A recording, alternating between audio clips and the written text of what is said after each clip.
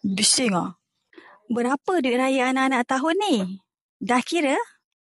Adakah ianya melebihi RM100? Jika ianya melebihi RM100, tuan-puan boleh alihkan simpanan duit raya anak-anak ni kepada simpanan dalam bentuk emas, yang mana nilainya akan lebih jauh bernilai.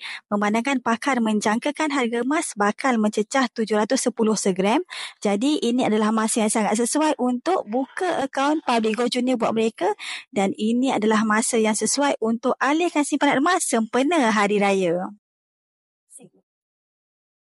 Mudah saja, hanya alihkan duit raya yang mereka dah kumpul selama sebulan ni kepada akaun emas Public Gold Junior. Dengan cara ini, duit itu tidak akan kita terguna.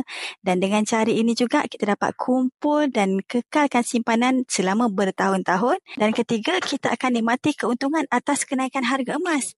Jemput follow, jom kita buka akaun Public Gold Junior untuk anak-anak kita.